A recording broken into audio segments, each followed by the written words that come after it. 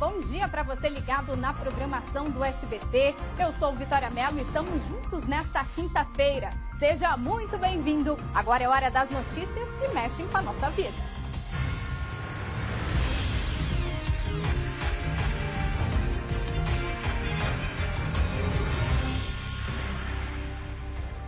Mulher que tentou sequestrar criança na Asa Sul foi ouvida pela polícia. As imagens de câmeras de segurança mostram um momento em que Maria Zilda Pinto Alves, de 49 anos, passa em frente ao prédio onde a criança mora. Ela está indo para o parquinho. Foi pouquíssimo tempo depois que a mulher teria decidido chamar a atenção da menina. Ela pedia: "Vem com a tia." Sem sucesso, resolveu usar a força. A Margarete teve que sair no braço com ela para poder pegar minha filha de volta. Só quem é mãe sabe o que eu passei. É muito difícil, gente. É horrível. Frentista foi atropelado em posto de combustíveis em Ceilândia. Kátia Gomes. Exatamente, Vitória. Olha, segundo o motorista que causou esse acidente, ele não teria visto o profissional. Agora ele está machucado e a polícia vai investigar. Daqui a pouquinho eu volto com mais detalhes. Rachaduras na garagem de um prédio em Águas Claras fizeram os moradores deixarem o local às pressas. O condomínio fica ao lado de um shopping. Em comunicado, a construtora informou que o problema demanda intervenção imediata. E você já está se programando para o fim de semana? Uma hamburgada promete movimentar o complexo gastronômico ao lado do Mané Garrincha Maicon Leão. Tá servida, Vitória? Boa tarde para você. Olha a quantidade de opções para vocês aproveitarem durante esse final de semana. Tem inclusive um de cá que o Felipe vai mostrar pra gente, que eu ainda tô na dúvida se é um hambúrguer de pastel, um pastel de hambúrguer, tem direito a acompanhamento de caldo de cana para você vegetariano, vegano, temos também opções, ou seja, é um programão para a família inteira que a gente conta daqui a pouquinho todos os detalhes para vocês. É isso aí. Agora são 11 horas e 44 minutos, o nosso jornal já começou. E aconteceu de novo. Na semana passada, nós mostramos aqui o caso de 2 funcionários de um posto que foram atropelados acidentalmente por um cliente na Estrutural. E agora, em um outro posto de gasolina, em Ceilândia, um frentista também foi atropelado. As imagens do circuito de segurança flagraram o exato momento do acidente. A Kátia Gomes tem mais detalhes desse caso pra gente. Boa tarde, Kátia, aí na tela. As imagens são impressionantes, né, Kátia? Caso pra gente. Boa tarde, Kátia, aí na tela. As imagens são impressionantes, né, Kátia? Boa tarde para você. Boa tarde, Vitória. Pois é, as imagens são impressionantes e dá para perceber que o motorista, ele entra no posto de combustíveis com uma velocidade um pouco acima, né, do normal ali para a circulação. Isso porque, segundo o próprio frentista que foi atropelado, ali no posto de combustíveis, as pessoas deveriam entrar numa velocidade ali de 10 quilômetros, 20, e este motorista estava a cerca de 40 quilômetros. Ele não teria visto o funcionário e acabou causando esse acidente. Inclusive, eu estou aqui com um funcionário que é chefe de pista, não é, Emanuel? Chefe de pista do posto. Ele estava lá conversando com uma outra funcionária bem próximo a uma bomba de combustíveis quando esse motorista te atropelou. Você nem percebeu, né? Foi tudo tão rápido. Como é que aconteceu? Ele teria desviado, o que você me contou, de um caminhão? É verdade. No momento que ele me pegou pela lateral, eu não percebi, né? Porque o carro entrou em alta velocidade no posto e pegou totalmente a gente desprevenido. Por pouco, ele não chegou a atropelar também a minha colaboradora também, né? Mas, graças a Deus, eu estou aqui para contar a história hoje, está tudo bem. Já fiz tomografia, raio-x, graças a Deus não deu nada de grave. Mas aí, fica esse alerta, né? Porque infelizmente isso aí é um fato que acontece constante, né? Alguns motoristas, né? Por conta até às vezes da própria pressa, a gente entende que a correria do dia a dia não é fácil. E ele entrou no posto nessa velocidade que provavelmente que ele poderia reduzir, né, no momento. Mas por conta de uma situação dessa aí, hoje eu Infelizmente estou contando essa história e talvez se tivesse uma criança ou um idoso próximo, com certeza não estaria contando essa história, né? Porque realmente foi uma certa imprudência desse motorista, né? E isso serve de exemplo para que não aconteça mais com outros. E você aparentemente está bem, mas você sente dores. Você até me disse que nas costelas você está bastante machucado. O que você está sentindo agora? Muita dor, né, nas costelas, né, por conta que o impacto não foi esses impactos qualquer, né? Foi um impacto muito forte, bati com a cabeça na pista, né? E assim, muitas dores ainda, né? Inclusive no joelho também, mas graças a Deus não aconteceu algo pior. E o que ele falou no momento, logo depois da batida, o motorista? Ele tentou se justificar? Qual que foi o argumento dele? Ele desceu do carro muito preocupado também, né? Eu entendo, a correria do dia a dia, que no momento ele estava indo para o trabalho, é um trabalhador também igual a mim, mas infelizmente acontece, né? Mas é uma situação muito degradante, né? Porque isso aí leva não só a questão da gente tá ali no dia a dia, muitos motoristas realmente entram em postos de gasolina hoje numa velocidade muito acima, né? Infelizmente isso daí devia ser mais respeitado, né? Muitas pessoas ali, idosos, crianças, igual eu falei antes, né? E é o próprio profissional, né, que está ali para atendê-lo bem, mas fica muito complicado em determinadas situações. Emanuel, pelas imagens a gente consegue perceber que tem um caminhão que entra no posto, logo atrás tem uma mulher que passa. Esse motorista, ele disse por que acabou te atingindo? Ele tentou desviar do caminhão ou dessa mulher que estava passando ali pelo posto? Na hora me deu um apagão, né? Eu cheguei a desmaiar em alguns momentos, né? Inclusive na hora o atendimento foi muito rápido, né? Agradecer também ao pessoal da Corporação do Bombeiros, né? Que chegou muito rápido no local. E pelo que eu fiquei sabendo, segundo alguns colaboradores da empresa, que ele justificou que foi desviado desse caminhão. Mas por ele ter desviado, ele poderia também ter prestado um pouco mais de atenção, né? Na questão de desviar e esquecer o que estava na frente, né? Que fui eu e uma colaboradora que por pouco também foi atingida lá, mas graças a Deus não aconteceu algo pior. Emanuel, antes da gente continuar a nossa entrevista, eu vou chamar também uma entrevista que eu fiz com um colega seu, que é chefe de pista lá também. Ele narrou como é que teria acontecido, né, o acidente, segundo as informações que ele também recebeu. Ele chegou logo depois e ele também reclama que bem ali ao lado do posto de combustível tem um quebra-mola. E aí os motoristas, para fugir desse quebra-mola, eles entram no posto e ali do jeito que eles vão em alta velocidade na pista, eles entram no posto em alta velocidade para fugir desse quebra-molas. E isso, né, tem incomodado bastante os funcionários. Vamos ouvir então essa entrevista agora. Elas evitam o quebra-mola, né, no caso. Aí, para não passar pelo quebra-mola, passa por dentro do posto, em alta velocidade. Isso prejudicando a gente, né? Toda hora tem que estar desviando de carro que passa em alta velocidade dentro do posto. Muitos entram também, eles vão... Tem um comércio ali? Vão na conveniência ou vão até calibrar o pneu mesmo, entrando em alta velocidade aqui. Então, é comum isso.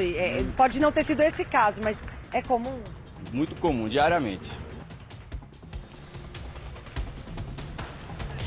Pois é, Manuel, o depoimento dele diz justamente isso, que ali ao lado tem um quebra-molas e muitos motoristas acabam desviando do quebra-molas, entrando no posto de combustível em alta velocidade sem nem perceber. Isso realmente acontece lá todos os dias? Acontece de várias vezes, a gente flagra vários motoristas fugindo daquele quebra-mola, até porque o quebra-mola também está muito mal sinalizado, né? Uma faixa de pedestre também que já chegou até algumas pessoas já serem atropeladas naquela faixa. E isso aí incomoda, né? Não só os pedestres, né, que transitam naquele local, mas também os próprios funcionários que trabalham ali numa situação de alto risco. Igual você falou, se tivesse uma criança ali no posto, poderia ter sido grave. Na semana passada, a gente mostrou que crianças foram atropeladas, né? Inclusive por um motorista embriagado, e algumas estão em estado grave. Você sentiu essa dor, né? Você como adulto, você imagina que se fosse o mesmo acidente, a mesma velocidade em uma criança, poderia ter sido muito grave? Seria até fatal, né? Por conta da velocidade que ele entrou. Mas fica esse alerta, né? Principalmente para para aquelas pessoas que transitam. Ali é um local de muito acesso de carros, né? Um local muito transitado. Então, assim, o motorista tem que ter mais atenção. Infelizmente, tem que ter mais atenção, porque são vidas após dias aí sendo perdidas por conta de muitas imprudências no trânsito. Emanuel, qual que é a providência que você vai tomar agora? A providência, graças a Deus, eu estou bem, né? E fazer os trâmites como tem que ser feito, né? Estou indo para a delegacia daqui a pouco, dar o meu depoimento, em seguida para fazer o exame de corpo de delito, né? E pedir a Deus que isso aí não aconteça com outras pessoas. Fico alerta, né? O motorista, ele também deve ser intimado? Ou você já sabe se ele já foi até a delegacia, se já prestou depoimento? Sim, segundo eu fiquei sabendo, ele já foi à delegacia, né? Prestou também os primeiros socorros no local do ocorrido. E isso aí agora fica à mercê da justiça, né? Ele não tinha bebido? Eu acredito provavelmente não, né? Eu estava indo para o local de serviço e devido à pressa, né? Tudo, infelizmente, hoje no trânsito é devido à pressa e a pressa também gera essa questão da falta de atenção. Você está afastado do trabalho? Estou afastado, mas eu acredito que até o próximo fim de semana agora eu já estou retornando, né? E peguei alguns dias de atestado, mas graças a Deus estou bem, graças a Deus, né? Só com muitas escoriações ainda pelas costelas, joelhos e sentindo algumas dores, mas graças a Deus está bem. E agora, vocês pensam em fazer alguma coisa ali no posto, tomar alguma providência, talvez colocar uma placa ali de sinalização para evitar, né, que as pessoas entrem muito rápido ali no posto? Vocês já conversaram sobre isso? Vamos fazer agora uma medida protetiva, né? Alertando os motoristas que trafegam naquela área, que eles tenham mais cuidados, né? E colocar placas de alerta também para que isso aí não venha a ocorrer novamente. Ali é uma avenida principal, Vitória.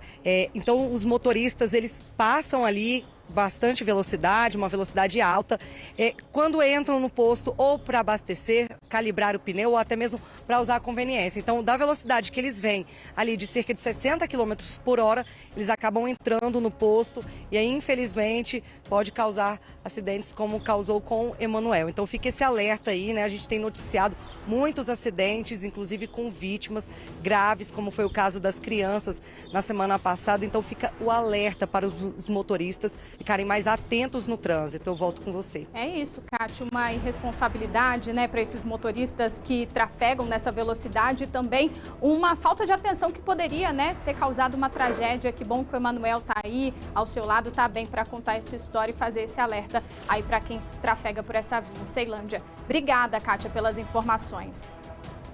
Gente, agora é hora do almoço, 11 horas e 55 minutos. Bom, e eu quero saber, você gosta de hambúrguer? Eu amo. É uma das minhas comidas preferidas. Então, olha só essa dica. Nesse final de semana, o Mané, complexo gastronômico que reúne 17 restaurantes ao lado do estádio Mané Garrincha, vai fazer a primeira hamburgada do Mané. São várias receitas tradicionais e diferentes desse prato tão universal. O Michael Leão foi lá conferir de perto esses preparativos da hamburgada. Tô até salivando já antes da hora, Maicon. Então conta aí os detalhes, que sua vida tá difícil aí, né? Boa tarde. Nossa, hoje tá difícil, viu, Vitória? Boa tarde pra você, pra todo mundo ligado no SBT Brasília. Se você ainda não almoçou, se prepare, porque eu vou te passar vontade hoje. Pra começar com esse hambúrguer aqui, ó, maravilhoso. Até então, ele parece ser daqueles tradicionais que vem acompanhado de queijo, carne, cebola, mas não é só isso. O Lucas Artiaga tá aqui ao meu lado justamente para explicar, ele que é o chefe desse prato aqui específico. Lucas, boa tarde. Não é só isso que a gente tá vendo não, né? Não, tem algumas coisinhas especiais nesse hambúrguer, né? A gente trabalhou, vamos servir ele com uma colaboração com a Páprica Burger, né? Então a nossa carne é um blend de carne Angus, da páprica. A gente fez um molho de mostarda. O queijo que está gratinado é um queijo gorgonzola. Tem uma cebola salteada, uma cebola dourada.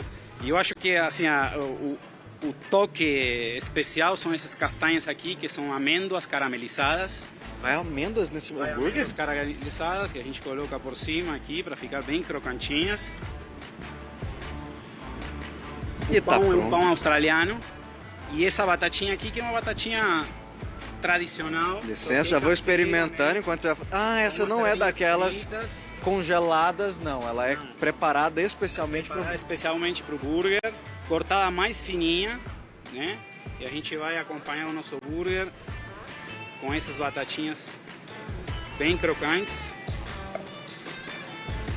Vitória, pensa numa batatinha gostosa. Enquanto ele estava explicando, eu estava provando aqui, e você também tem uma variedade que as pessoas podem escolher. Sim, aqui na Paulina Bodegón a gente trabalha com empanadas argentinas, milanesas. Estamos fazendo esse especial do Dia do Hambúrguer, né? Esse final de semana aqui no Mercado Mané, que vai sexta, sábado e domingo. Mas além disso, a gente tem um cardápio bem amplo para oferecer para os clientes. Lucas, muito obrigado pela sua participação. Vitória, esse aqui foi só para dar o start nessa participação nossa de hoje, porque a gente vai dar uma volta aqui pelo Mané Mercado justamente para mostrar para vocês tudo que tem nesse especial, nessa hamburgada do Mané. Inclusive, quem vai me explicar tudo já está aqui ao meu lado, que é a Renata Carvalho, a curadora. Vamos girar de cá porque a gente vai andar, vai ter muita coisa para mostrar, né, Renata? Me conta uma coisa, vai ser um final de semana daqueles assim inesquecíveis para quem vier aproveitar, né? A gente está sediando, na verdade, a maior hamburgada de Brasília. A gente reuniu 15 chefs, que são várias receitas. A gente colocou de sobremesa, a entrada, até hambúrguer de pastel você vai comer hoje. Vou te mostrar. Então vamos começar a dar essa volta aqui. A Renata vai vir acompanhando com a gente, inclusive no sábado, para você que está em casa, quer reunir, quer trazer o papai para passear também, as pessoas que gostam de futebol, tem a final da Champions e ela vai ser transmitida aqui. Vão ter televisões para o pessoal que está em casa acompanhar tudo também, né, Renata? A gente vai colocar umas televisões aqui e assim, eu acho que o cenário melhor é o Mané, né? Que a gente vai ver a Champions com um estádio maravilhoso do lado também. Vou até pedir pro Felipe mostrar pra gente situar quem tá em casa. Essa hamburgada fica aqui no Mané Mercado, que fica justamente ao lado do estádio do Mané Garrincha. Então, ó, transmissão exclusiva do SBT pra você acompanhar com muito sabor. Comemora cada gol, você pega um hambúrguer diferente. A gente tá virando aqui porque o nosso ponto é de cá. Você já ouviu falar em um hambúrguer que acompanha batata palha? Isso com certeza, batata frita, tem de todo jeito. Mas esse aqui tem um acompanhamento diferente? Tem, a gente na verdade ficou até surpreso, né? Porque o Teta, ele trabalha com pequenos produtores e o acompanhamento é inusitado, que é um pão de queijo frito, feito com queijo da canastra, do chefe Bobson Mello. Eu acho que vocês vão ficar surpreendidos com esse acompanhamento aqui, que é para chuchar no molhinho de queijo. Gente, olha só, e a gente chegou na hora certinha, tá bem finalizando o hambúrguer, ainda quentinho. Então, isso aqui do lado, na verdade, não é batata, é um pão de queijo? Isso, um pão de queijo, queijo canastra e um requeijãozinho de goiabada. Da onde que veio a ideia de colocar um pão de queijo para acompanhar o hambúrguer? Na verdade, foi uma ideia coletiva, mas quem deu mesmo foi a nossa gerente, a Estela. Ela que veio com a ideia de botar o nosso pão de queijo junto com o hambúrguer da canastra e fazer o combão canastra. Estavam querendo colocar um acompanhamento diferente, teve aquela reunião e aí veio o estalo. Exatamente. E tem dado certo, porque eu tô vendo tá muito bonito. E gostoso.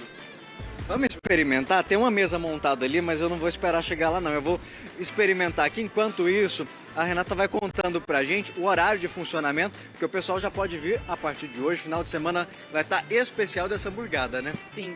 Amanhã a gente já começa a nossa hamburgada, que vai até domingo. Então, de meio-dia às 2 da manhã, você pode vir aqui que o mercado está aberto.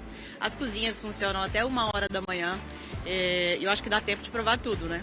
E você fez certinho aí, viu? É para chuchar mesmo esse... Então vamos fazer o tutorial para quem tá em casa. Pega, coloca no molhinho. Esse molho, ele é meio agridoce. Tem o que nele? Aqui, ó, o chefe que pode explicar aqui. Chefe, conta pra gente, o que que vem? A gente faz o Teta tem a filosofia de fazer todos os insumos. Então a gente produz o nosso próprio requeijão com uma ricota de um produtor local que chama Elvésio. A gente utiliza o leite dele também para fazer. E a gente coloca uma goiabada que a gente traz de um produtor também local. E aí ele fica mais ácidozinho aqui porque a própria ricota do Elvésio já tem essa característica aí. Nossa, tá maravilhoso. Um detalhe especial que você falou, igual a maioria dos insumos são de produtores aqui do DF, né, Renata? Sim, o Teta ele tem essa filosofia, acho que desde o começo. A gente inclusive trouxe para o mercado para trazer Brasília para dentro aqui desse espaço. E aqui é um Romeu e Julieta, né? Quase uma receita romântica de um hambúrguer. Estou muito feliz que eles participem e eu acho que as pessoas todas estão aqui dentro do Mané, estão entendendo que a gente pode trazer Brasília para uma cena bem maior.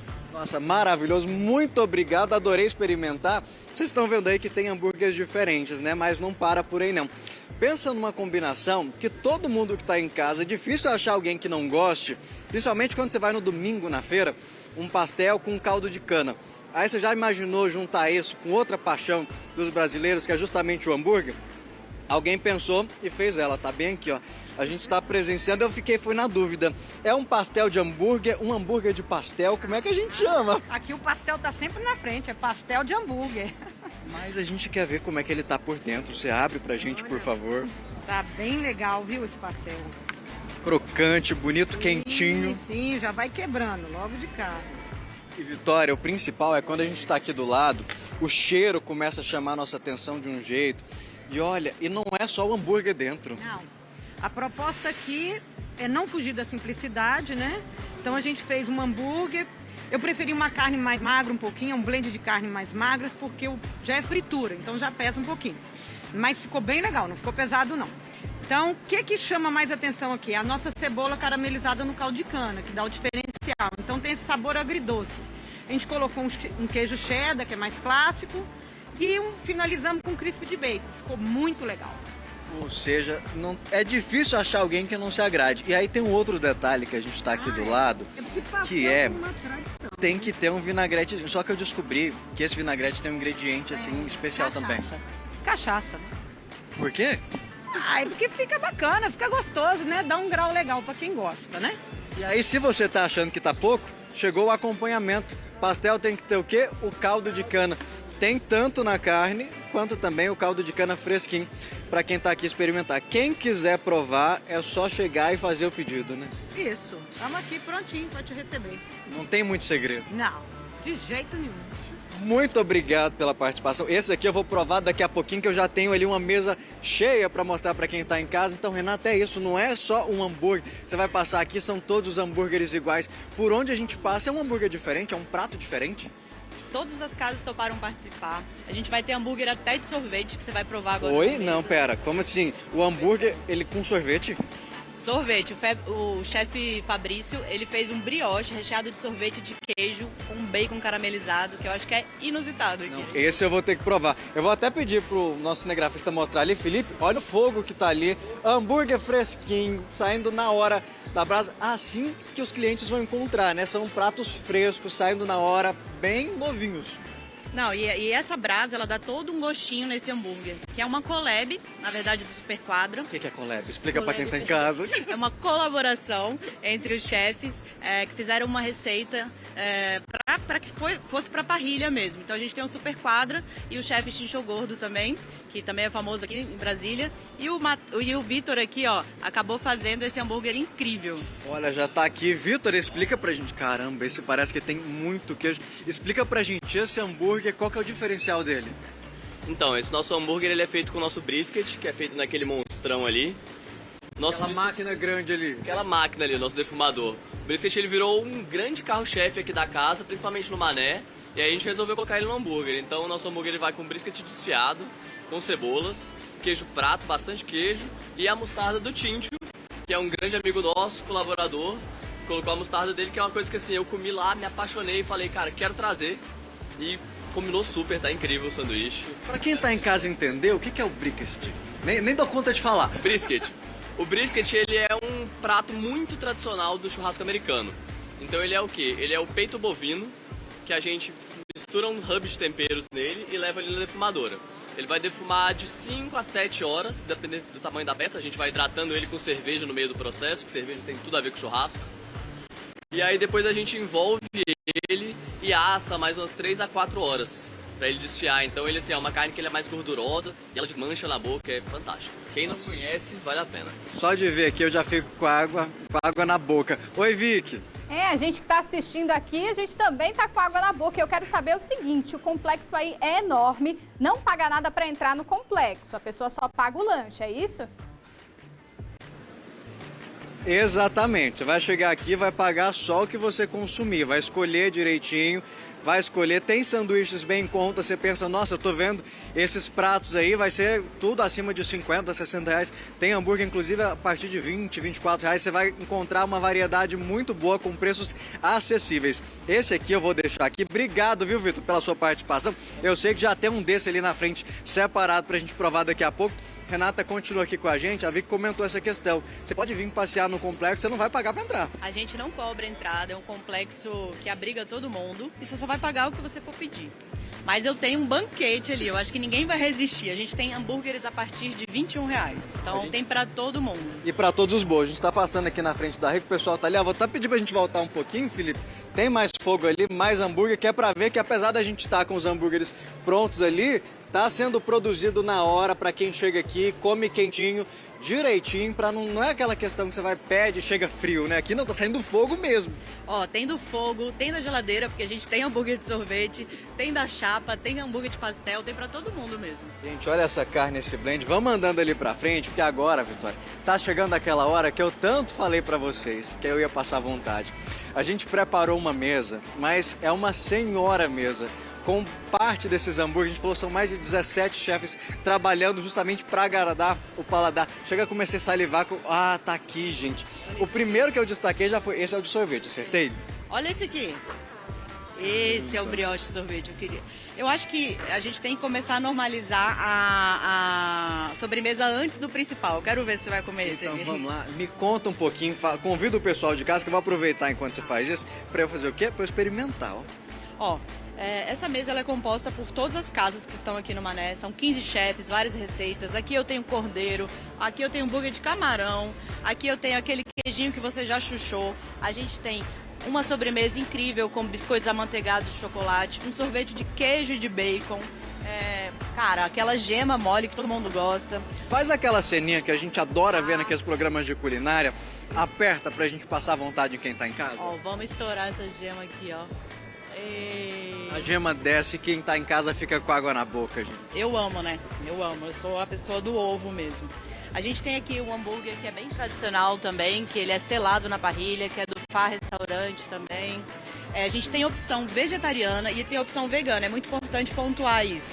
Essa opção vegetariana é feita com falafel e aqui a vegana ela é envolta na folha de alface. Inclusive para quem está querendo fazer aquela dieta e não quer ficar de fora, né, do festival de hambúrguer, temos também. Era isso que eu ia brincar. Quem tá em casa fala, não, eu tô de dieta, não posso. A gente tem a opção de hambúrguer para essa pessoa também. Tem aqui, ó, envolto no alface. Eu acho que mais que isso não tem. E inclusive é uma refeição extremamente saudável, né? Porque a gente tá falando de proteína, tá falando de vegetais e dá aquela leveza também. Renata, vamos sentar aqui pra gente experimentar, porque é o seguinte, eu experimentei esse daqui, simplesmente maravilhoso com sorvete. Ele tem um gostinho, nossa, sim, é difícil até de explicar pra quem tá em casa. Tem de tudo um pouco, ó, eu tenho inclusive aqui... Com pão sírio? Com pão sírio, os chefes do Marzuki fizeram pra gente aqui, então é um pãozinho sírio e tem a kafta dentro. Temos aqui a batata da Lefrites do chefe Paulo Tasso, que é trufada com grana padano ralada. Mexer nela enquanto você explica. Grana padano, explicando para quem tá em casa, é um tipo de queijo. É um queijinho mais curado, ele tem uma acidez que dá esse gostinho que você vai sentir agora, na verdade. Nossa, maravilhoso, não é uma batata crocante demais, ela tem uma maciez sensacional. Ó, eu queria que você provasse também aquele de camarão, que eu acho que é um dos únicos que a gente tem de camarão aqui. A gente tem o brie e caramelo aqui da Casa Esse brie você não contou ainda, mas ele é seu, né? Aquele ali a gente um queijo raclette com a geleia da tia Bia, que na verdade é a mãe do meu sócio. Então o que a gente quer trazer para dentro sempre do mercado? As pessoas que estão em Brasília, que frequentam aqui e que colaboram com essas receitas. Então também. pega ele que eu quero provar ele agora. Vamos puxar lá, porque a gente montou essa mesa tão grande que a gente precisa levantar para mexer, para conseguir. Licença. Vitória, desculpa passar essa vontade em você, em quem está em casa, mas eu não podia fazer essa desfeita com a chefe que preparou ele com tanto carinho para eu poder degustar e mostrar para vocês. Então, ó, prepara aí que vocês vão passar vontade agora. Tá difícil, Maico, acompanhar esse seu link, viu? É até difícil falar de boca cheia, mas conta pra quem tá em casa. Você aqui, porque deixa eu pegar aqui, porque você se lambuzou mesmo. É difícil você comer e não se lambuzar do tanto que ele é suculento. Pra quem tá em casa, o diferencial daqui, você falou que é a geleia de pimenta. Mas eu não tô sentindo a pimenta, eu sinto o saborzinho dela, ela não queima. Na verdade, a geleia de pimenta ela é artesanalmente feita, né, pela tia Bia. E a ideia é você pegar aquele frescor da pimenta e não o ardido da pimenta. Então a gente fica com aquele docinho no hambúrguer e o queijo raclette também para dar aquela equilibrada. Vou te dar isso aqui, vou te ajudar. Vamos limpar aqui um pouquinho, porque eu acabei me sujando todo de tão gostoso que tá. Mas, Vitória, um outro que eu queria experimentar, tinha uma fila aqui pra eu experimentando. Eu vou nesse já, mas é o pastel do hambúrguer. Eu sou fã de pastel num nível muito grande. E também amo hambúrguer. E aí juntou as duas paixões. Aqui vai na mão mesmo. Olha aqui, a gente viu aquela hora, tem o blend da carne acompanhado com queijo, tem a cebolinha caramelizada. Então, ó, convido, detalhe importante, no caldo de cana. Convido o pessoal que tá em casa, relembra o horário enquanto eu vou comendo aqui. Tá, a gente começa o festival amanhã, de sexta a domingo, a gente abre meio-dia e fecha às 2 da manhã o mercado. Mas você pode comer até 1 hora da manhã, que eu acho que dá tempo de comer tudo. Eu acho que essa mesa aqui é o suficiente para os 3 dias. E eu desafio, viu? Quem comer tudo pode vir falar comigo aqui, porque vai ser registrado isso. Então, Vitória, é o seguinte, tá feito o convite pro pessoal aí de casa. Lembrando que no sábado tem uma preparação especial aqui para quem gosta de futebol, vir acompanhar a final da Champions. Vai estar cheio de televisão aqui para você acompanhar. Lembrando que a transmissão é exclusiva do SBT. Eu vou ficar aqui terminando de experimentar tudo, já que ela disse que vai registrar. Quem comer tudo, ela vai me registrar. Vou ficar aqui com caldo de cana também, porque pastel tem que ser acompanhado do caldo de cana. Ó, bom jornal pra você, viu? Não, deixa eu te falar, você não dá conta de comer isso tudo não, pode mandar pra viagem. Tem uma fila aqui na porta do estúdio, o pessoal tá aqui batendo desesperado, querendo provar, né? Pelo amor de Deus, traz um sanduíche pra gente. Vou avisar, Renato, pra gente fazer a marmita. Muito obrigada, Maicon, pelas informações. É isso, ó, fim de semana programaço. Além de hamburgada do Mané, tem aí Champions League, sabadão aqui em transmissão exclusiva no SBT. Obrigada, Maicon, pelas informações. Bom, gente, mas não é só o cheiro de hambúrguer que está no ar, o amor também. Está chegando o Dia dos Namorados e para entrar nesse clima, o SBT traz o Game Show Prove Seu Amor, dia 4 de junho, 3 da tarde no Taguatinga Shopping. Alô, casais, querem participar dessas brincadeiras com a gente? Inscrevam-se pelo link na bio do Instagram, @SBT Brasília. Esperamos vocês com muitos prêmios. De volta ao noticiário, tem escorpião para todo lado no DF. Como as fêmeas não dependem de macho para reproduzir, a população desse bicho está aumentando muito por aqui. Mais cedo ou mais tarde, você pode se deparar com um desses, na sua casa ou condomínio. Então veja o que fazer para não tomar uma picada de escorpião, olha só. A manicure Aparecida Martins teve um grande susto ao usar uma toalha de banho. Ela foi picada por um escorpião amarelo. Eu fui tomar banho, peguei a toalha que estava na porta, aí levei para o banheiro. Terminei de tomar banho, fui me secar. Quando eu fui me secar, eu senti uma picada. Eu achei alguma coisa estranha, sacudi a toalha, era um escorpião. Aí eu peguei e matei. Como o animal é venenoso, mesmo sem sintomas, Cida procurou o Hospital Regional de Santa Maria, cidade onde mora.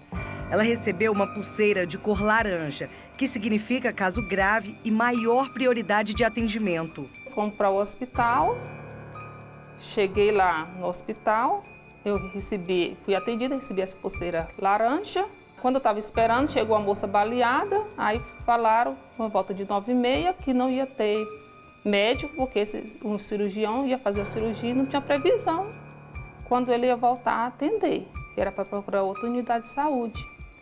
Aí eu vim para casa, porque já estava mais de 2h30, não tinha sentido nada. A manicure teve sorte. Ela acredita que não foi envenenada pelo escorpião, apenas picada. Este médico explica quando o soro é recomendado. Em casos leves, onde são a maioria, não vamos utilizar, mas em casos moderados a graves, vai depender da avaliação clínica. Lembrando também que existem alguns grupos de risco. Quais grupos são esses? São os extremos de idade.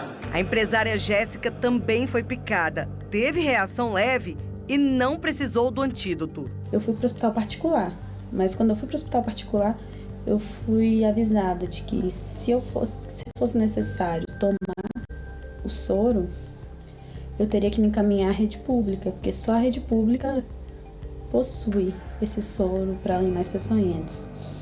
Como os meus sinais vitais estavam bons, não foi necessário eu ir para o hospital. Apenas fui medicada, fiquei em observação durante um tempo e depois liberada para casa. Depois de ter sido picado por um escorpião em janeiro deste ano, um morador de Vicente Pires decidiu fazer uma busca pelo terreno e encontrou mais de 20 animais peçonhentos. Segundo a Secretaria de Saúde, cerca de 5 pessoas são picadas por dia no DF por escorpião.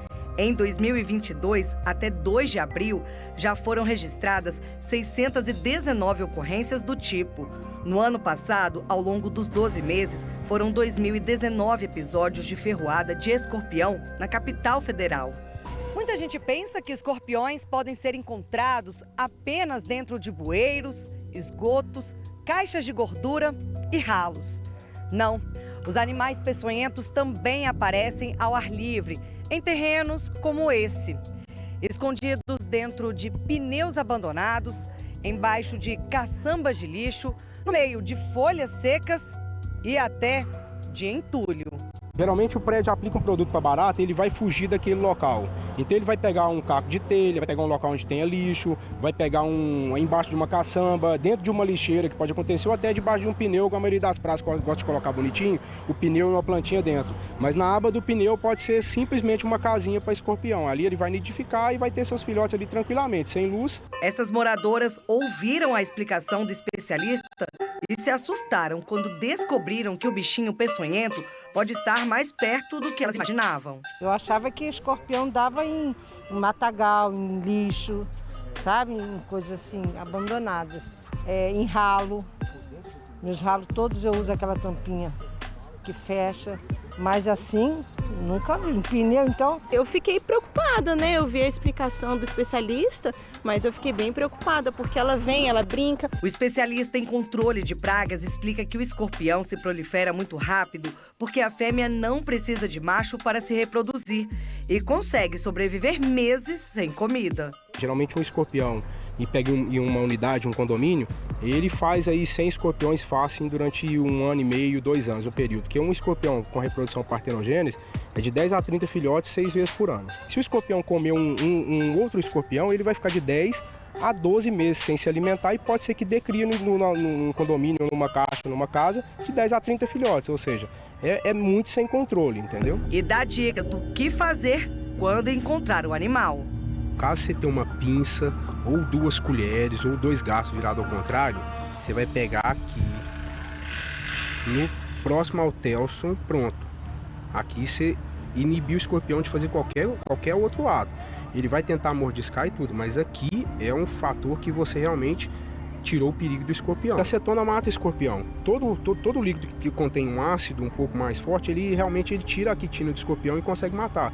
Então a acetona é bem legal. Se aplica acetona no escorpião, ele vai morrer na hora. Aquele negócio de jogar álcool é muito complicado, porque escorpião geralmente em álcool 70 ou outros, ele não vai morrer tão fácil assim. Então tem que ser um ácido que realmente dissolva a carapaça dele, que faz com que ele morra mesmo.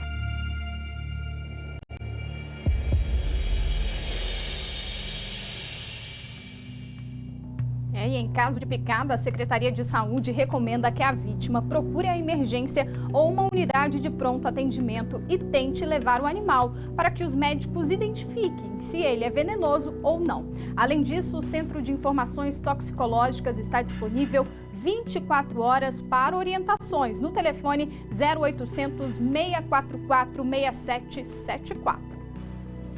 Moradores de uma das torres do condomínio DF Plaza, em Águas Claras, estão assustados. Eles tiveram que abandonar seus apartamentos por causa de danos na estrutura do prédio.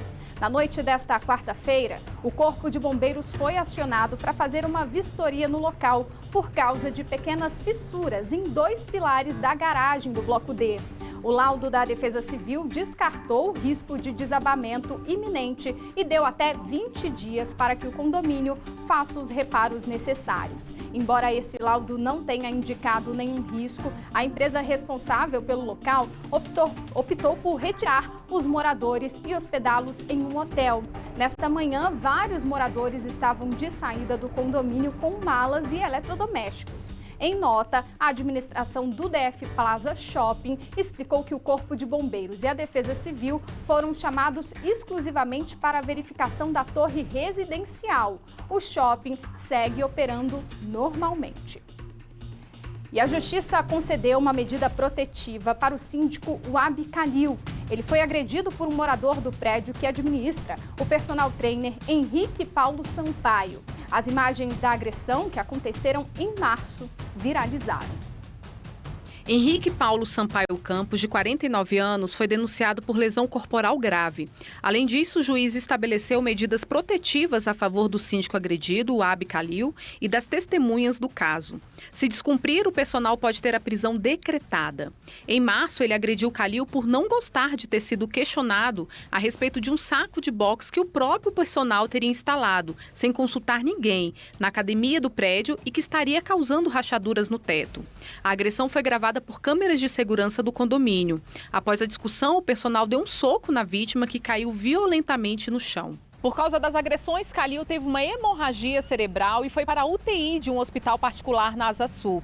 Após 6 dias internado, ele recebeu alta, mas quase um mês depois ele precisou ser hospitalizado novamente, onde passou por uma cirurgia para conter uma nova hemorragia. Kalil se recupera bem em casa. Para ele, a denúncia deveria ter sido mais rigorosa. Não posso acatar essa decisão de lesão corporal grave, mas sim tentativa de homicídio doloso, uma vez que ele demonstra claramente a intenção de cometer o crime. É uma pessoa que é profissional de luta, tá? É um professor de educação física que tem pleno conhecimento sobre as leis, tá? E que tem pleno conhecimento sobre como bater e como machucar uma pessoa. E mais ainda, ao término, quando me vê caído no chão, tá? Esse mesmo profissional, ele não tem nenhum pingo de compaixão ali comigo. Nós entramos em contato com a defesa do personal trainer para comentar a decisão, mas não conseguimos contato até o momento. Meu recado agora é para você que não está feliz com seu sorriso. Sorrir é tão bom, né? Quer começar o ano sorrindo de verdade, sem preocupação com isso? Pois é, saiba que o implante é uma excelente opção para você voltar a sorrir. A Odonto Company tem a missão de renovar milhares de sorrisos em 2022. É a alegria que precisamos nesse ano. Não fique aí apenas sonhando em mudar ou melhorar o seu sorriso. Entre em contato e realize o seu sonho de voltar a sorrir. Escolha uma clínica qualificada que segue todos os protocolos. Ligue agora mesmo e agende sua avaliação em uma de nossas unidades, em São Sebastião, Paranoá, Braslândia e Recanto das Emas. O telefone é 61 998 17 80 66. Vou repetir, 61 998 17 80 66. Não perca mais tempo. Venha com a Odonto Company estampar um novo e belo sorriso. Voltamos às notícias. Um levantamento encomendado pelo Conselho Nacional de Justiça traçou a realidade das mães do sistema prisional brasileiro. As leis que garantem direitos a essas mulheres e a proteção dos filhos não estão sendo respeitadas. 1/3 das grávidas seguem presas após a audiência de custódia. De quanto tempo que você tá? Eu tô de 5 meses. Já sabe o nome? Sim, Pérola Vitória, a menininha. As roupinhas já estão arrumadas, vieram de doações. É o segundo filho de Daiane, que tem um menino lá fora. Ela foi detida por tráfico de drogas e espera o julgamento na penitenciária feminina de Pirajuí, no interior de São Paulo. E eu queria sim estar perto da minha casa, minha família, meu filho de 6 anos. A saudade aperta, dói, machuca. De cada 10 mulheres no sistema prisional, 6 estão presas por tráfico. A maioria entra no crime pelas mãos dos companheiros. É o caso de Mariana, presa junto com o namorado. Descobriu a gravidez na prisão. O pai nem imagina. Eu fiquei em choque na hora que eu descobri. Porque eu já tenho 2 meninos também, né? Ela espera dar à luz em liberdade, assim como prevê a lei de 2019, que garante a gestantes e mães de crianças de até 12 anos que cumpram a pena em casa. Mas, segundo a pesquisadora do Conselho Nacional de Justiça, esse direito não está sendo respeitado. Uma mãe que trafica, mesmo estando em condição de profunda vulnerabilidade social, como estão essas mulheres que estão no tráfico, e muitas vezes elas traficam mesmo por questão de sobrevivência, mesmo assim, essa mulher é marcada por ser uma mãe ruim. Então, ela é uma mãe ruim e, por conta disso, ela não merece ficar com essa criança. 60% das presas no Brasil têm filhos. 159 estão grávidas e os bebês vão nascer já encarcerados. São quase 1.000 crianças que vivem nestas condições hoje. Na penitenciária feminina de Pirajuí, 2 das 6 gestantes tiveram os filhos há poucos meses. Isabela é uma delas. Ela foi o maior presente que Deus me deu, mas porém é o lugar dela aqui, né? Eu errei tudo, mas ela não merece ficar aqui junto comigo, né? A jovem fez o pré-natal na penitenciária e Betina nasceu forte e saudável. Um privilégio, já que o levantamento mostrou que nas 32 unidades pesquisadas, só em 2 existe acompanhamento médico. Em 23, as mulheres são levadas para exames fora. Em 7, não existe atendimento algum. As mães e os bebês ficam em uma ala isolada, em uma cela diferente, como essa daqui. As mulheres dormem em camas com colchões. Ao lado, o bercinho. A cela não tem grade e elas também têm direito a um banheiro privativo. Pela lei, os recém-nascidos podem ficar com as mães até os 6 meses de vida. E quando este momento chega também a parte mais dolorosa da pena para elas, a separação. Todos os dias eu penso nesse fato. Se eu não conseguir um benefício, chega 6 meses eu tenho que entregar ele. Eu fico muito nervosa, eu penso nisso todos os dias, porque eu já tenho eles lá em casa que precisam de mim pequeno. Apagar o erro, ela sabe que não é possível. Mas o que Vanessa quer é uma nova chance para sair daqui e recomeçar uma vida com os 6 filhos. Eu quero eles estudando, fazendo faculdade, sendo diferente, para nunca precisar entrar dentro de um lugar desse para ver eles. Porque é muito triste, muito sofrido viver atrás de uma prisão. Um levantamento inédito do IBGE mostra que quase 3 milhões de brasileiros se declaram homossexuais ou bissexuais, mas muitos ainda se sentem constrangidos por conta do preconceito. Sem revelar a identidade, o jovem de 22 anos explica por que é tão difícil declarar a orientação sexual. Preconceito, medo de sofrer violência. Eu ouvi dos meus pais que eu sujei o nome da família. O IBGE pesquisou pela primeira vez a orientação sexual do brasileiro por sexo, cor ou raça, idade, nível de instrução, renda e local de moradia. A população declarada homossexual ou bissexual chegou a quase 3 milhões de pessoas. Menos de 2% da população de 18 anos ou mais. A faixa de 18 a 29 anos foi a que teve o maior percentual de autodeclarados homo e bissexuais. Mas também foi o grupo com mais gente que não soube responder e que não quis responder. Pode estar relacionado com populações mais jovens que ainda de alguma forma vivem em domicílios, que eles têm algum tipo de dependência econômica ou financeira, não se sentiram à vontade de falar. No Sudeste, a autodeclaração foi maior que no Nordeste, assim como nas zonas urbanas em relação às rurais. Isso tem a ver com processos de educação, escolarização de uma população que vem reconhecendo a orientação sexual como alguma coisa importante, né? Os dados foram coletados em 2019. Segundo o IBGE, a identidade de gênero deve ser incluída no próximo levantamento daqui a 2 anos, o que pode trazer mais informações sobre a diversidade da população LGBTQIA+. Uma das associações que representam essa parcela da sociedade alerta para a situação dos transexuais. É necessário que eles estejam inclusos nessa entrevista, porque é a população que mais sofre, diga-se de passagem, né? É onde não consegue, inclusive, terminar o ensino fundamental por conta da transfobia. E a Câmara dos Deputados aprovou nesta quarta-feira um projeto que limita o percentual cobrado de ICMS sobre combustíveis. André Anelli. O placar na Câmara dos Deputados foi de 403 votos a favor e apenas 10 contrários. A lei estabelece que produtos e serviços considerados essenciais, como por exemplo combustíveis, gás natural, energia elétrica e transporte coletivo, não podem receber a mesma taxação que itens considerados supérfluos. O objetivo da medida é diminuir o preço desses itens, consequentemente fazendo com que os bens e serviços que mais contribuíram para a inflação nos últimos meses não sejam ainda mais impactados. Nos estados, os governadores temem a chamada queda de arrecadação. E para contornar o problema, foi incluído na proposta que a União vai abater as dívidas dos estados caso a queda de arrecadação ultrapasse 5% em 2022 em relação ao ano passado. A medida ainda precisa ser aprovada pelo Senado. E o Tribunal Superior Eleitoral aprovou o primeiro pedido de uma federação partidária, que será formada pelo PT, PV e PCdoB. Até 2026, as 3 legendas vão atuar em conjunto, como se fossem um só partido.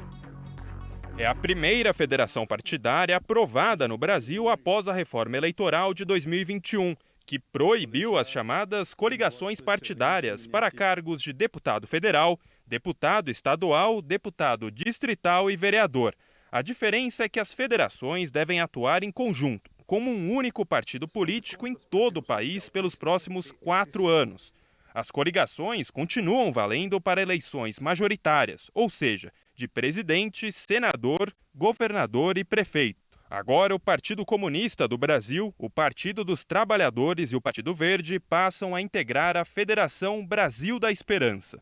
A união em uma federação só pode acontecer depois que os partidos políticos constituírem uma associação, registrada em cartório de registro civil de pessoas jurídicas. As legendas têm a obrigação legal de permanecer na federação por pelo menos 4 anos.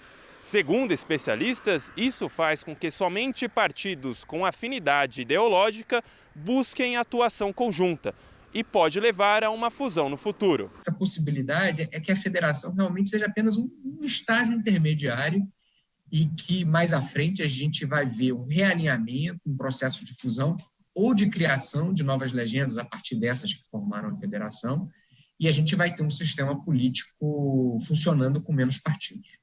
Além da federação aprovada, há outros 2 pedidos de registro no TSE. PSOL e Rede Sustentabilidade e PSDB com Cidadania. O prazo de criação das federações encerra em 31 de maio. Gente, olha só, com muita frequência aqui no jornal nós temos mostrado casos de injúria racial no DF. Desta vez, em Planaltina, uma recepcionista de uma clínica particular pediu demissão após alguns dias de trabalho porque os chefes não aceitavam o seu cabelo crespo. Ela compartilhou o preconceito que sofreu nas redes sociais e o caso tomou repercussão. Estamos com a Ellen Cristina Santos ao vivo e vamos conversar com ela agora. Ellen, boa tarde. Muito obrigada por dividir a sua história com a gente, pois ela pode servir, de alerta para outras pessoas. O dono dessa clínica, ele pediu para que você fosse trabalhar com o cabelo escovado. Conta esses detalhes, esses tristes detalhes para a gente. Boa tarde.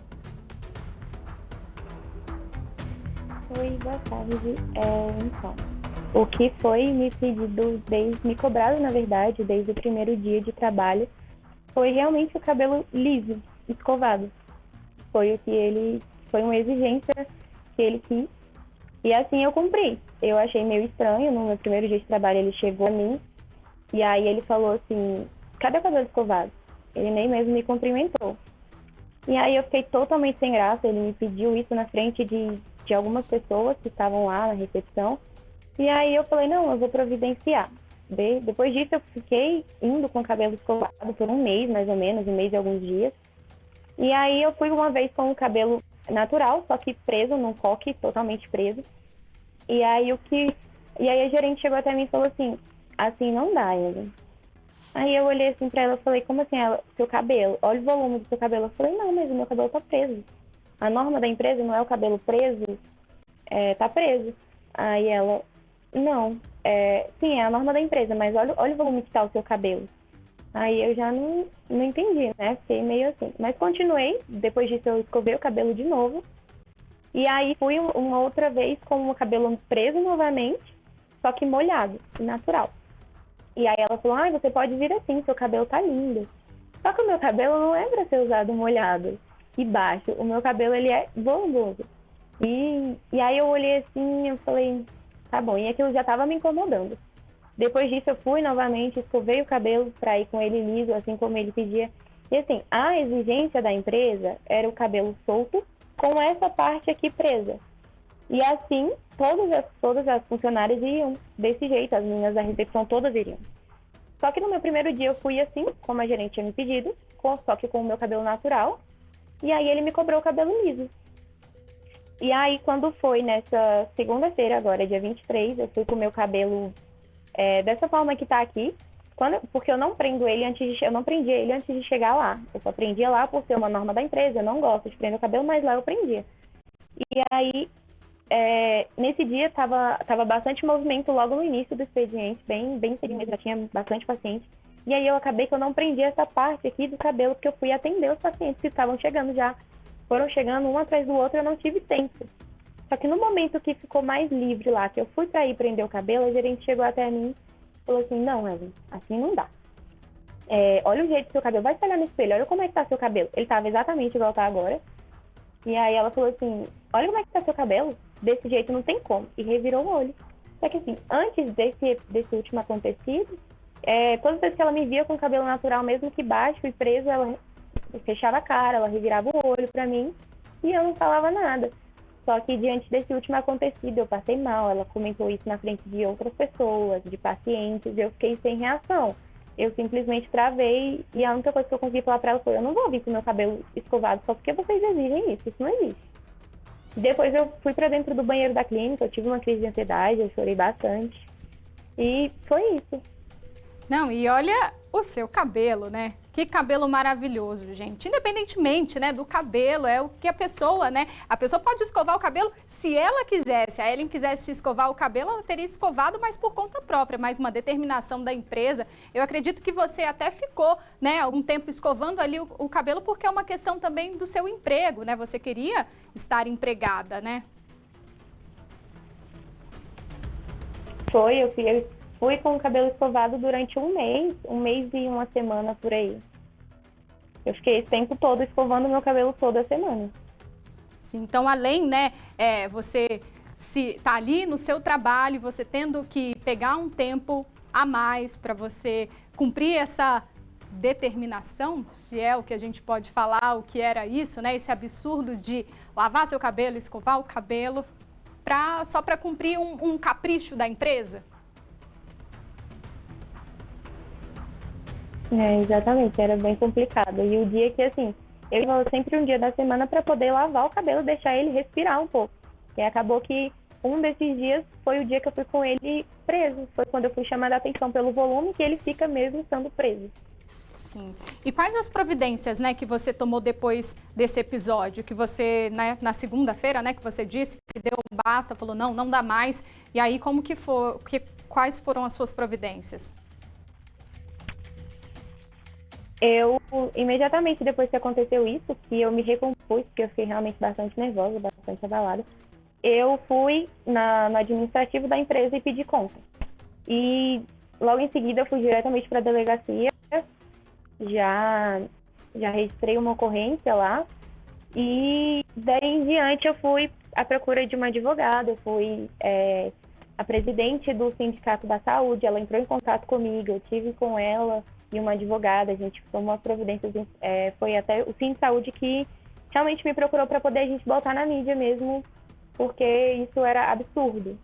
E assim, desde então, eu tenho, graças a Deus, recebido bastante apoio, sabe? A gente já vai entrar com processo contra a clínica na justiça, e eu espero realmente que eles, pelo menos, tenham consciência do que eles fizeram, né? Porque até então eles estão negando o que aconteceu. Sim, você percebia que outras funcionárias, enfim, passavam também por essa mesma situação e que talvez possam até se inspirar nessa sua coragem, enfim, no que você fez? No momento que eu estava lá, nesse período que eu fiquei lá, tinha, sim, outras funcionárias com o cabelo cacheado. Inclusive, eu comentei com uma delas uma vez, nossa, eles estão me cobrando pra vir com... Não, ela perguntou, por que você tá vindo com cabelo liso? Eu falei, não, porque eles estão me pedindo. Aí ela falou assim, sério? Porque eles nunca me pediram. Mas o cabelo dela não tem volume, o cabelo dela é bem definido, não é cheio, entendeu? Então, eu acredito que seja por isso que eles não cobravam dela essa questão do cabelo escovado. É triste, né, a gente falar, né, em pleno 2022, é uma tristeza, né, a gente poder falar sobre isso, mas eu te agradeço muito pela sua história, pela coragem de vir aqui, porque eu tenho certeza que vai servir de exemplo para outras Ellens por aí. Muito obrigada, viu, pela sua participação. E, gente, o advogado da Ellen mandou um vídeo pra gente. Vamos ver. Infelizmente, situações como essas ocorrem bastante no Brasil. A defesa colheu provas suficientes que demonstram que, de fato, ocorreram sim as discriminações contra a vítima, perante os colegas de trabalho e perante os pacientes que ali estavam. Dessa maneira, ajuizaremos a ação pertinente no sentido de ver os danos e traumas sofridos por ela reparados, ainda que minimamente. É isso. A nossa produção tentou a manhã inteira falar com a clínica de Planaltina, onde o caso relatado por Ellen aconteceu, mas não conseguiu retorno até o momento. Ainda neste tema, nós vamos falar agora com a advogada Vitória Cavassani, integrante da Comissão de Igualdade Racial da OAB. Vitória, boa tarde. Obrigada por aceitar o nosso convite. Muitas vezes nós mostramos aqui no jornal casos de injúria racial que envolvem ofensas, xingamentos e agressões verbais. Nesse caso da Ellen, né, se trata de um preconceito velado, disfarçado de conselho profissional, se a gente pode falar assim, né, ou uma recomendação. A imposição de um cabelo liso no ambiente profissional para pessoas de cabelos crespos nos dias de hoje é inaceitável, né? Obrigada pela participação. Perfeito. O racismo, ele tem muitas vertentes, né? Ele tenta, como ele é estruturalmente posto dentro da nossa sociedade, ele tenta de diversas formas se demonstrar apenas como situações corriqueiras. E no caso da Ellen, o que aparenta é que a gente dá um conselho de boa aparência, que ela venha trabalhar com uma boa aparência, só que na verdade nada mais é do que o racismo.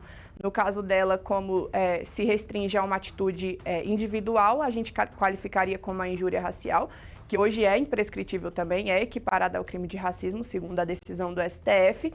E a gente nota claramente que não é um conselho, não é algo para garantir uma boa imagem da empresa, mas sim o racismo. Tanto que no relato da Ellen é possível observar que a outra colega, que tinha o cabelo mais baixo, talvez mais aceitável, né, menos estereotipado, pode trabalhar com cabelo cacheado, enquanto a Ellen causa esse estranhamento, esse assuste muito grande da empresa, acaba fazendo com que atrapalharia a boa fruição e a boa imagem do trabalho dela, né? E o que a gente sabe que não é, nada mais é do que o racismo.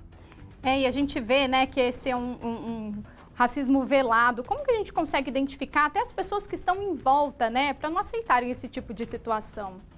Acaba que as pessoas não conseguem enxergar tão bem que essas microagressões dentro do racismo, elas também são formas de manifestação do racismo. Porque como eu não consigo expor o meu racismo de forma tão grande e abrangente, dada as manifestações da comunidade negra mesmo em colocar um basta nessas situações, eu me volto para questões de microagressões. Então eu vou fazendo devagarzinho, vou fazendo aos poucos, de forma com que as pessoas não observem. Mas nada mais é do que o meu racismo. Eu não consigo deixar essa minha forma de agir diante do mundo, essa minha forma de tratar as pessoas de maneira diferente de lado. Então eu uso das microagressões, eu falo que o cabelo não está condizente com a imagem da empresa, eu falo que talvez se fosse liso seria melhor, eu falo que talvez vá passar maior confiança, a beleza dela vai ser mais ressaltada com o cabelo liso, que a aparência dela vai ficar mais formidável. Então acaba que essas microagressões são utilizadas para esconder nada mais, nada menos do que o racismo. Sim, e cabe processo na justiça? Sim, a gente tem duas vertentes, né? Tanto a questão da justiça trabalhista, pela situação vexatória que ela passou, inclusive sendo abordada na frente de alguns clientes, né, pacientes da clínica, e temos também a questão da injúria racial, que podemos atuar tanto na justiça civil, com uma reparação de danos, quanto na justiça criminal. Sim, agora uma última dica, né, para quem está assistindo a gente, que passa por esse tipo de situação ou que vê, né, um colega de trabalho passando, o que você diria para essas pessoas? Primeiramente, para que não fiquem com medo e não naturalizem o olhar diante dessas situações. O Brasil já é naturalizador das desigualdades raciais desde sempre. A gente prega que existe uma democracia racial e que aqui no Brasil as pessoas conseguem viver em igualdade, sendo brancos ou negros, em razão da mestiçagem. Mas isso é uma falácia. É o sistema do racismo estrutural se colocando e fazendo com que a gente acredite de que existe, dentro do imaginário social, uma situação pacífica, o que não é verdade. Então, em primeiro lugar, não naturalizar o olhar e que façam denúncias, ainda que escutem de outras pessoas que os processos não vão adiante. Procurem a Comissão de Igualdade Racial da OAB, façam denúncias nos canais formais e tente dar movimentação para esses processos. Nunca deixar para lá, nunca achar que foi só uma brincadeira, porque não é brincadeira. Racismo não é mal entendido, nunca foi e nunca vai ser. É isso, deu o recado. Vitória, muito obrigada pela sua participação, obrigada pelos esclarecimentos, foi de grande valia aqui pra gente. Obrigada, boa tarde. Por nada, boa tarde. Vamos falar agora de saúde. Com o aumento dos casos de Covid-19 nos últimos dias no Brasil, muita gente procurou os autotestes nas farmácias. Ele tem sido a opção mais rápida para detectar a doença, mas especialistas alertam para a quantidade de exames com resultado falso negativo. Na semana passada, Bruna acordou com dor de cabeça e nariz entupido.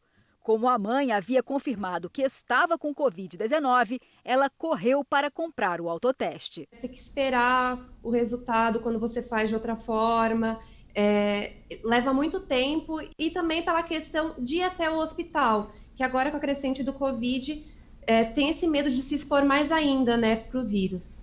Nos últimos 2 meses e meio, foram realizados pelo menos 39.500 autotestes, segundo a Associação Brasileira de Redes de Farmácias e Drogarias. Uma média de 500 por dia. O número pode ser muito maior, já que poucas pessoas notificam o fabricante que realizaram o exame e qual foi o resultado. Quase 30% deram positivo só este mês. Nesta farmácia aqui na Zona Oeste de São Paulo, a procura pelo autoteste cresceu 50% nas últimas 2 semanas. Durante 2 dias, não havia o produto nem no estoque. No momento, só restam essas 3 caixas. Tive que, literalmente, mandar o motoboy entregador nosso na distribuidora buscar, porque fiquei sem nada. Mas esta infectologista do Hospital Sírio-Libanês faz um alerta. Ele tem 30% de chance de dar falso negativo. Então, se ela tem sintomas e o autoteste deu negativo, vale a pena ela procurar ou uma UBS ou um laboratório para realizar o teste que tem menos falso negativo, que é o RT-PCR. Confirmar para evitar um problema maior. Com sintomas cada vez mais a menos, a gente não tem tanta certeza, então muitas vezes a gente se expõe em situações onde, caso a gente estiver positivado, vai acabar levando para outras pessoas e pessoas até de risco. De volta ao DF, bombeiros encontraram na manhã de hoje o corpo de um homem que estava desaparecido da família há 4 dias. Segundo a Polícia Civil, por volta das 4 horas da manhã, um funcionário deste clube, que fica aqui no trecho 2 do setor de Clube Sul, viu alguma coisa boiando no Lago Paranoá. Até então, ele não sabia do que se tratava. Quando foi por volta das 6 horas, ele percebeu que era um corpo. Este homem ligou para os bombeiros, que vieram até o local e fizeram um resgate. A polícia já identificou o corpo, é de um homem de 20 anos, morador do Riacho Fundo. Agora, a polícia vai investigar as causas da morte. Vamos fazer um rápido intervalo, mas antes vamos ver como estão as principais rodovias do DF no giro de câmeras do DER. Primeiro, vamos ver como está a Estrada Parque de Indústria e Abastecimento, na subida do Colorado. Olha, e hoje, às 11h45, às 11h15 da noite, você não pode perder a Praça é Nossa. O programa tá demais. Além do Diogo Portugal e João Plenário e de todos os personagens que vocês adoram, o Porpetone de Milton Névoas vai te fazer dar muita risada. Você não pode perder a Praça é Nossa hoje, 11h15 da noite. Esse frio danado, pelo amor, não dá nem pra ser piranha. Oi, tudo bom? Nossa, tá calor. Vamos concentrar. Tirando o frio, tá tudo bem. Eu sou um pouquinho ciumento, você sabe. Amigo não, ex-amigo. Valendo! Sabe o que eu tô pensando em ir para as Maldivas de novo. Já foi? Não, pensei em ir uma vez, agora tô pensando. De volta ao noticiário, uma mulher suspeita de tentar sequestrar uma menina de 1 ano e 5 meses que estava com a babá em um parquinho da 310 Sul foi presa no Núcleo Bandeirante nesta quarta-feira. Só quem é mãe sabe o que eu passei. É muito difícil, gente. É horrível. Já pensou se minha filha não voltasse pra mim? Eu só tenho ela. É horrível. Aqui no apartamento, tudo lembra a Pietra. O espaço dela, os brinquedos, mas a pequena também gosta de aproveitar ao ar livre. E foi pensando nisso que na manhã desta quarta-feira, ela e a babá saíram por volta de 9h40 para ir a um parquinho que fica a mais ou menos 3 blocos daqui, bem pertinho. As imagens de câmeras de segurança mostram um momento em que Maria Zilda Pinto Alves, de 49 anos, passa em frente ao prédio onde a criança mora. Ela está indo para o parquinho. Quando a Margarete chegou no parquinho, ela me relatou que essa senhora já estava lá, né? Só que como o parquinho é movimentado, nesse momento não estava, né? Só estava a Margarete, a minha filha, e essa senhora que já estava lá. Mas o parquinho ao lado estava movimentado. Ela disse que ela estava bem vestida, que ela estava limpa e estava próxima, numa gangorra lá, né? Um brinquedo lá próximo. Foi pouquíssimo tempo depois que a mulher teria decidido chamar a atenção da menina. Ela pedia, vem com a tia. Sem sucesso, resolveu usar a força. A Margarete teve que sair no braço com ela para poder pegar minha filha de volta. E nisso, ela unhou a Margarete no pescoço, saiu correndo, a Margarete saiu correndo para o outro parquinho, porque é um parquinho do lado do outro, pedindo ajuda, gritando socorro. A minha filha se desesperou também, começou a chorar. E foi um dia muito triste aqui pra gente, né? A mulher foi presa em flagrante no Núcleo Bandeirante no fim da tarde.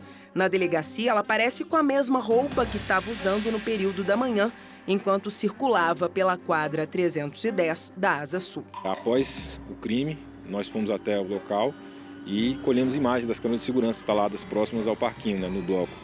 E aí vimos a imagem da suspeita, começamos a trocar informações com outras delegacias de polícia e os agentes da 11ª DP Núcleo Bandeirante passaram a qualificação dela, né? Nós conseguimos identificá-la, uma mulher de 49 anos de idade. De acordo com a polícia, Maria Zilda responde a vários processos. Em geral, são crimes de menor potencial ofensivo, né? Lesões corporais, injúria racial, desacato, ameaça, mas são vários seguidos. Se ficar comprovada a tentativa de sequestro, a mulher pode pegar até 10 anos de prisão.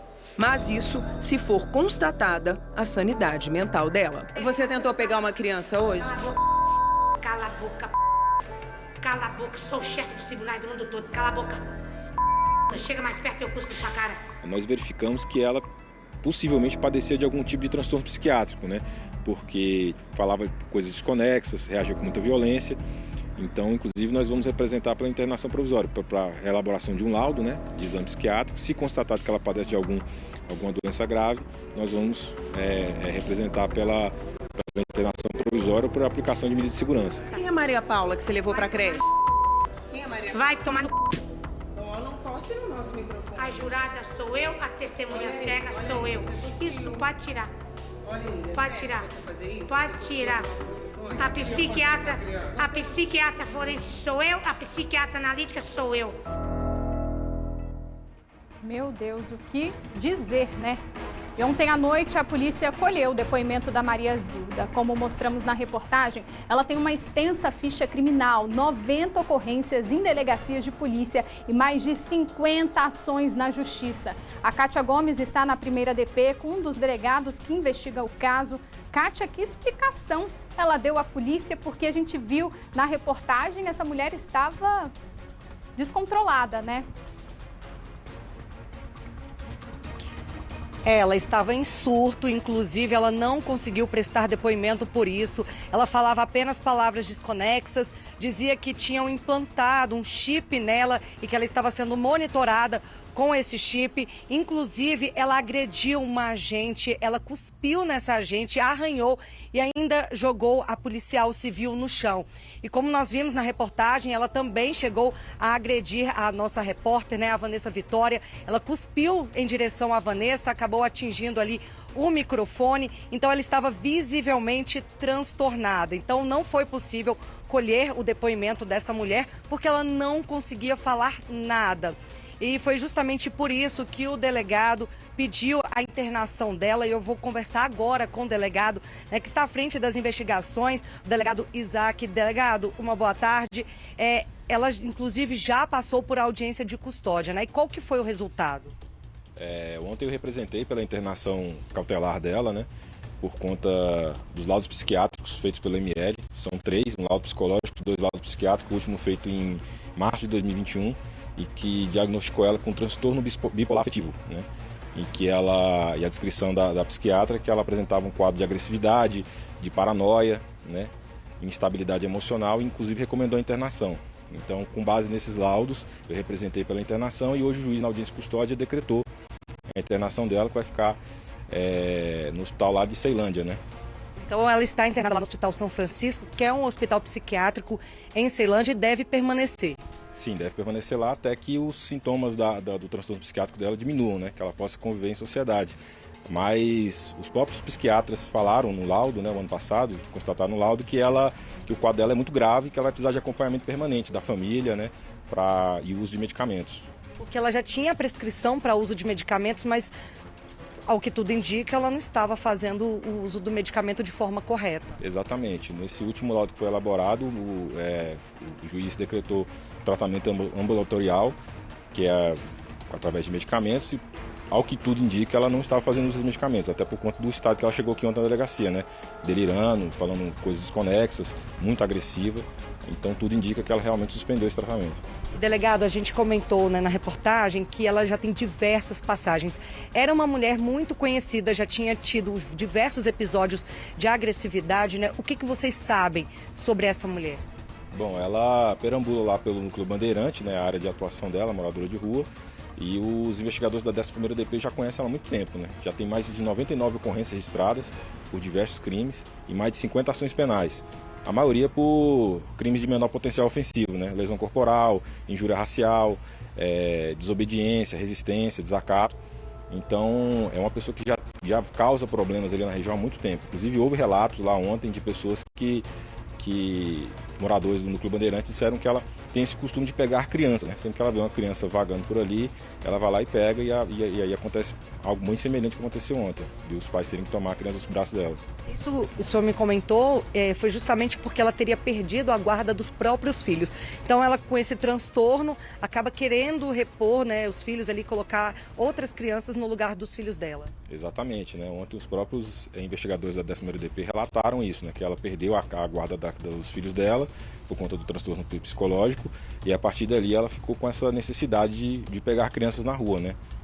E a gente não sabe, né? Não tem como saber, a polícia não sabe, ela não conseguiu relatar e falar qual que era a intenção dela com essa criança. Não, ela não conseguiu articular nenhuma ideia, realmente estava bem transtornada, né?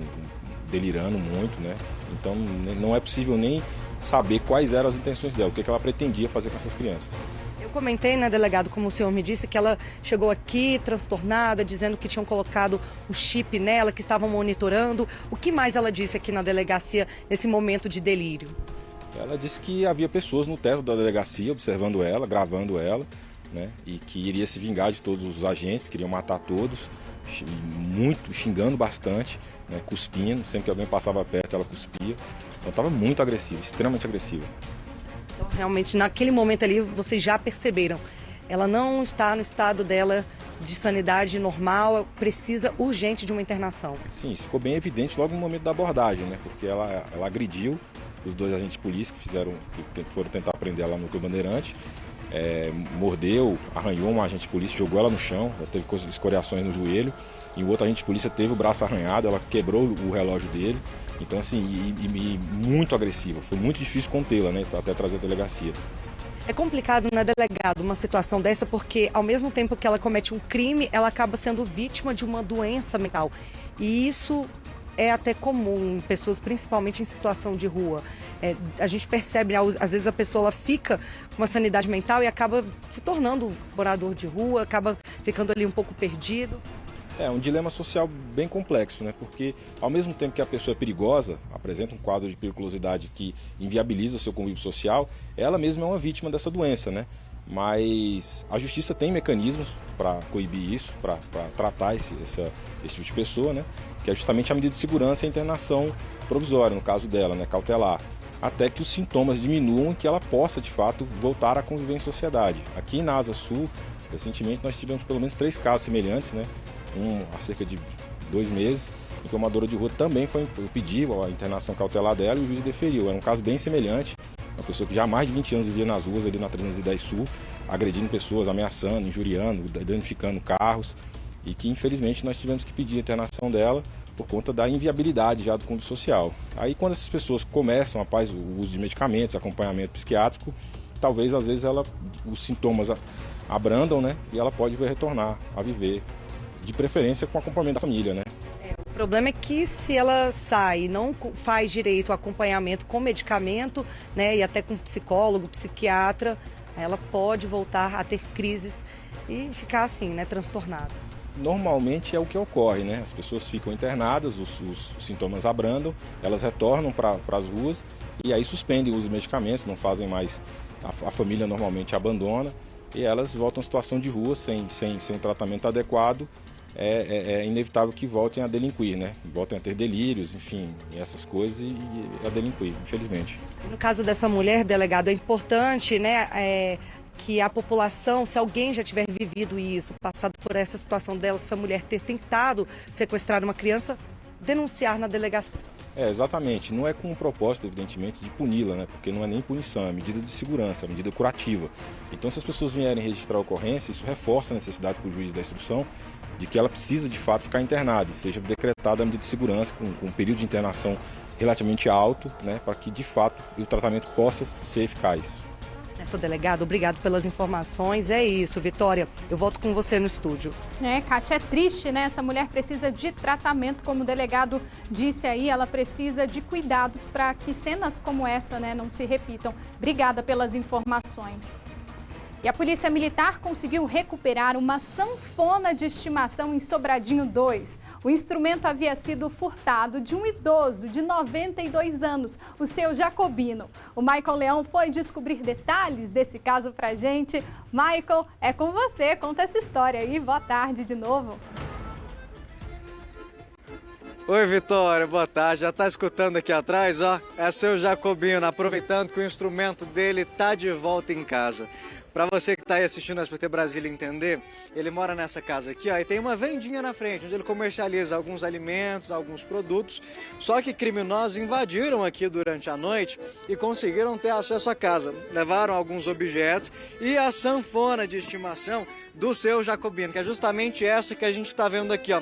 Ele tinha comprado ela há cerca de 1 ano e quando entrou em casa, seu Jacobino, conta para quem está em casa, quando o senhor passou por aquela porta e percebeu que eles tinham levado a sanfona, como é que o senhor ficou? Amigo, eu não caí porque Deus me ajudou, mas eu tive um choque assim, a minha pressão foi para 20 e alguma coisa, fiquei passando mal logo, imediato.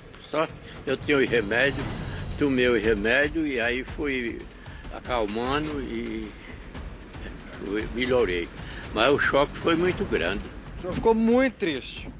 Fiquei sem jeito mesmo, fiquei sem graça, viu? Porque além do prejuízo das mercadorias, o prejuízo e o produto de estimação que a gente tem como um objeto de amor, né?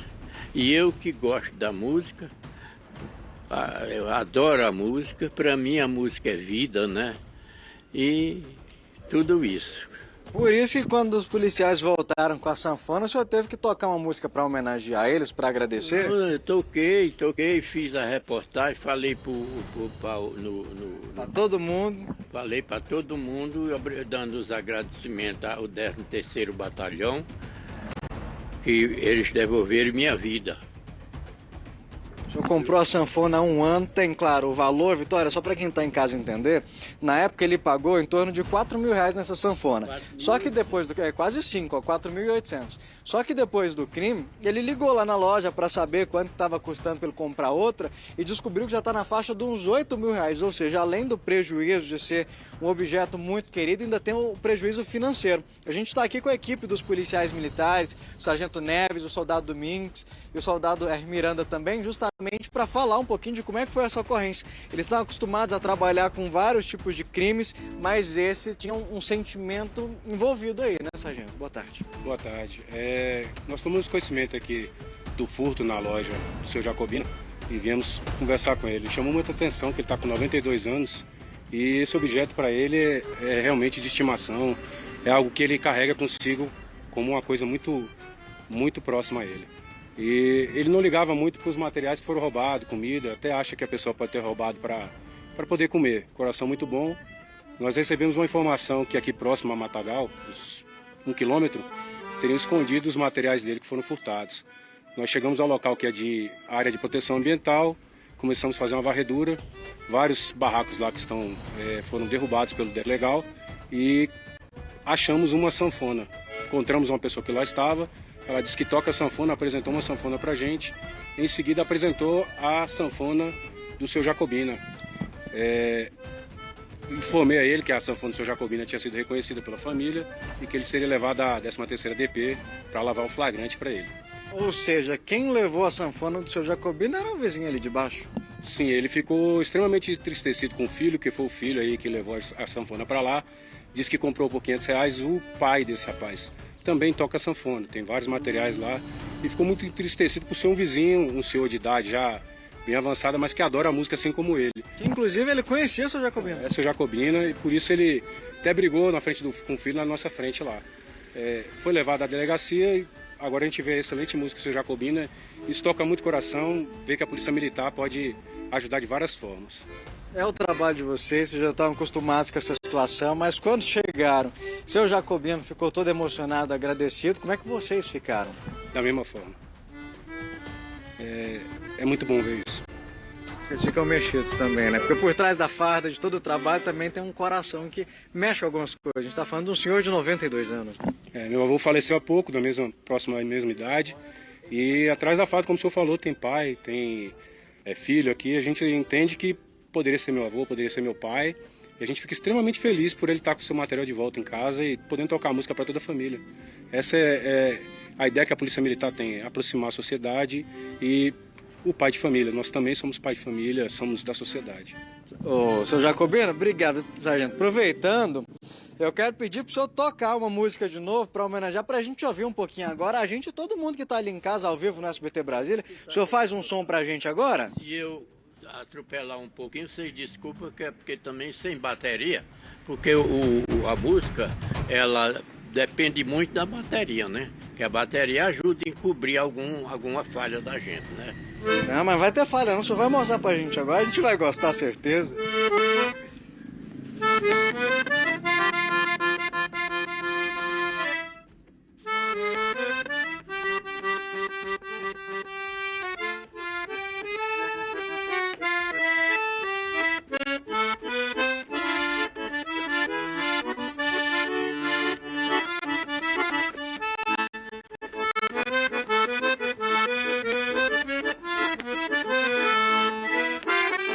Soldado Domingos está aqui do lado, ele participou da ocorrência também. Me conta uma coisa, soldado, como é que é para vocês ver essa gratidão, esse sentimento de um senhor de 92 anos? É gratificante, é o sentimento de dever cumprido, sem palavras, sem palavras. A gente está acostumado a pegar diversos tipos de ocorrência. Eu particularmente tenho 1 ano e meio de polícia e para mim foi a ocorrência que mais me tocou, mais me deixou emocionado. É um combustível a mais para continuar na carreira? Com certeza, um combustível a mais, exatamente isso. Aproveitar aqui com o soldado Miranda também, não tem jeito de não se tocar com a história, dar uma motivação a mais e de saber que a população está do lado e que fica feliz com as ações, né, soldado? Sentimento de dever cumprido. Agora fica aí ao lado e acabou que virou uma amizade entre vocês também, né? Positivo. Obrigado pela participação, Vicky. Eu vou encerrar com a gente ouvindo aqui, ó, o seu Jacobino.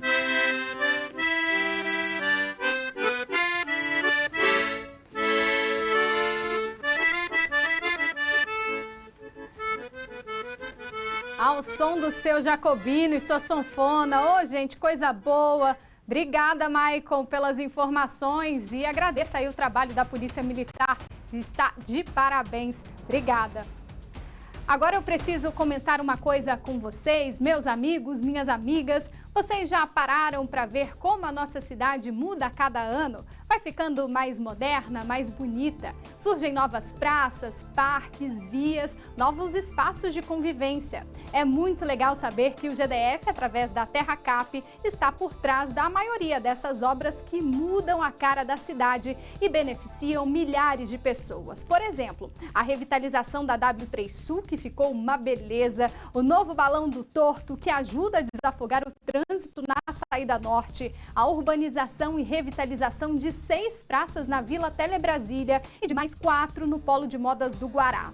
Tudo tem a participação da Terra Cap, por isso eu sempre digo, olha, a Terra Cap não é só venda de imóveis não, é obra, incentiva, emprego, é renda e desenvolvimento. O DF se transforma com a Terra Cap. Quer saber mais? Acesse terracap.df.gov.br, tem muita coisa lá. A Terra Cap investe em você. Está chegando o Dia dos Namorados e para entrar no clima, o SBT traz o Game Show Prove Seu Amor, dia 4 de junho, 3 da tarde, no Taguatinga Shopping.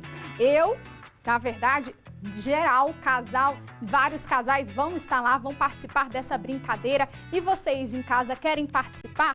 Se inscrevam pelo link da bio do Instagram, @SBTBrasília. Esperamos vocês com muitos prêmios. E a gente fica por aqui. Muito obrigada pela audiência. Um ótimo almoço. Agora ia falar ótima noite, mas não. À noite, 7h20 da noite, tem Viviane Costa. Então fique agora com o SBT Esportes. Tchau!